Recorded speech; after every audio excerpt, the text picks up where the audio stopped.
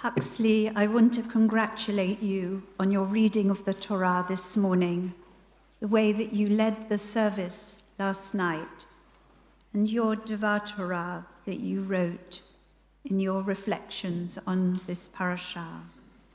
Although you pay tribute to your teachers so eloquently, you have been an exemplary student, as have all last year's, class Het. I don't want to not acknowledge your lovely class. I'm going to miss teaching you all this week.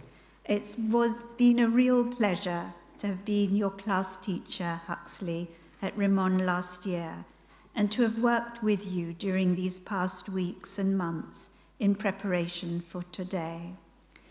In your thoughtful Devar Torah, you focused on the somewhat counterintuitive law that instructs us to send away the mother bird from the nest before removing the fledglings or eggs. Counterintuitive, because why would we wish to remove baby birds or eggs from a nest? Surely we should counsel individuals not to touch a bird's nest at all. Nevertheless, as you pointed out, underlying the law is a humane motive, very similar to the Torah's prohibition of cooking a kid in its mother's milk, and the prohibition against slaughtering an animal and its mother on the same day. Animals have feelings, they have instincts and longings, and we have a responsibility towards them. For they are silent, they depend on us for their care, for their very existence. They are, in some cases, our livelihood, and in ancient times when these laws were codified, animals served many different purposes.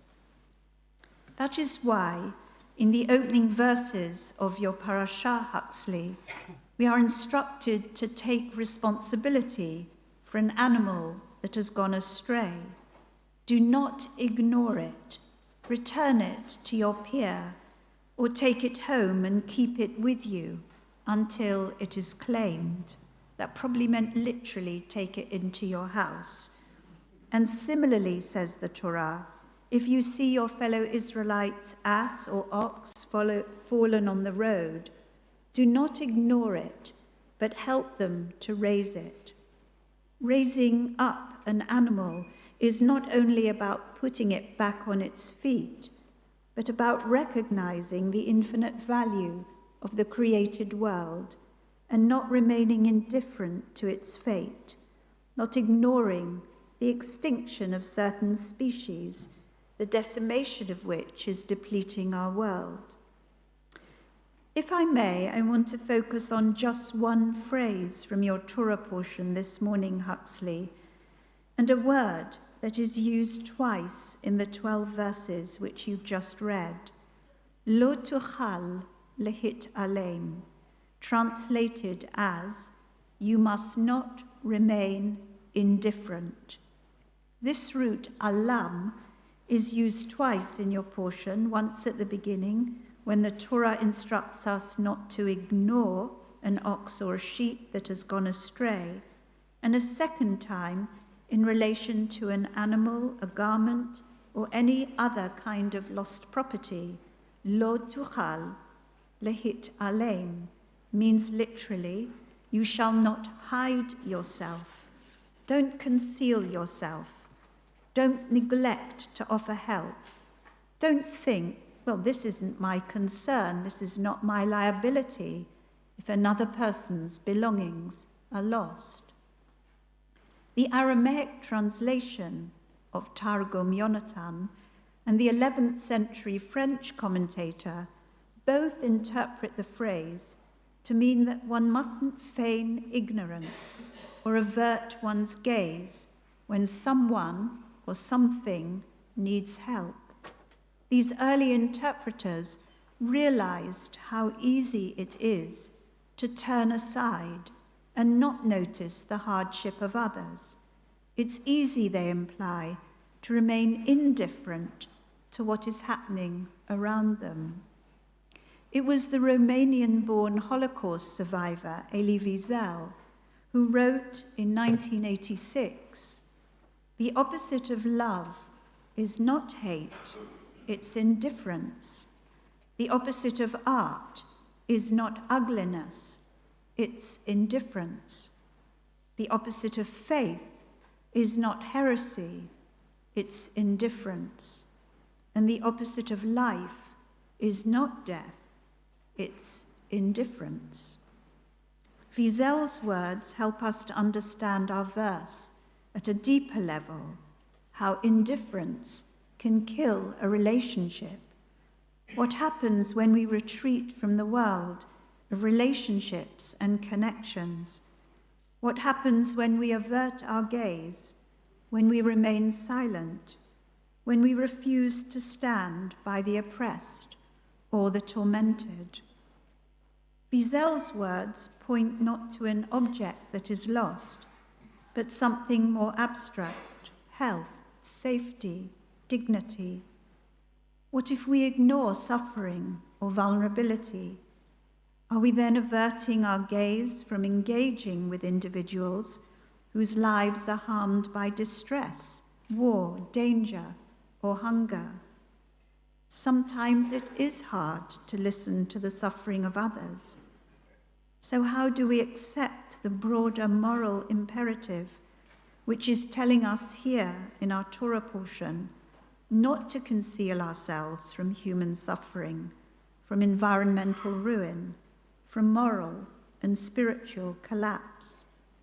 Elie Wiesel, again in a speech accepting the Nobel Peace Prize in 1986, urged his listeners to take sides. Neutrality, he said, helps the oppressor, never the victim. Silence encourages the tormentor, never the tormented. Wiesel was incarcerated in a ghetto in Siget, the town in which he had been born and raised before being deported to Auschwitz and then Buchenwald. He suffered the loss of his parents and 2 sisters, and in his memoir Night, recalled the shame he felt hearing his father being beaten and not being able to help. He became a lifelong activist, defending human rights and human dignity. This phrase yields another layer of meaning: lo tuchal lehit aleim. You must not remain indifferent, the dimension of self-deception. It warns against deceiving ourselves into thinking we didn't notice or couldn't make a difference. How many times have I stepped aside or withdrawn into myself thinking, how can I make a difference? How can I change things when I feel so powerless? But there is a crucial choice for each one of us: difference or indifference. In his Guide for the Perplexed, Maimonides, who featured on Radio 4 on Thursday night, refers to the opening verses of your Torah portion, Huxley, and discusses the object of the law of restoring lost property. In the first instance, he writes, it is in itself a good feature in a person's character. Secondly, its benefit, restoring lost property, is mutual. If I do something for my neighbor, then they will reciprocate. If I fail to take responsibility, why would they ever feel they have any obligation towards me? In a few days' time, if the sky is clear, you will notice the waning crescent of the moon. It means we are halfway through this month of Elul, the month of reflection and introspection as we prepare for the Yamim Noraim, the days of awe. This verse, Lo tuchal lehitaleim, you shall not remain indifferent, also suggests that a more serious loss than losing a garment is when we lose our moral way, when we become indifferent to the ills of the world. Those 3 words, lo tuchal lehitalem, you must not remain indifferent, resonate deeply on so many different levels for us in our own world today. The Torah is warning us not to be indifferent, not to be a bystander. It is challenging us to be principled, engaged, empathic, so that we, every one of us, can help shape a world that is forged on relationships of integrity and responsibility for others. Huxley, you are someone who possesses a strong sense of responsibility, a mature and open-hearted attitude. You are someone who is conscientious, kind, and witty. You joined Rimon just 2 years ago, and we have benefited from your intelligence, from your calm and thoughtful personality. It's a pleasure and privilege to see you surrounded by your family and friends this morning, giving them cause to feel so proud of what you have achieved.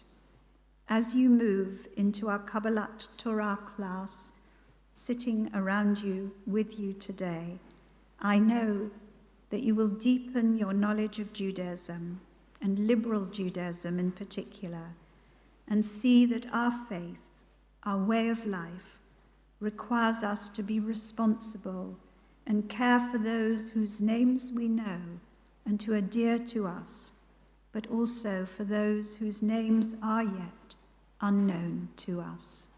Kain Yehi Ratzon. May this be God's will, and let us say, Amen.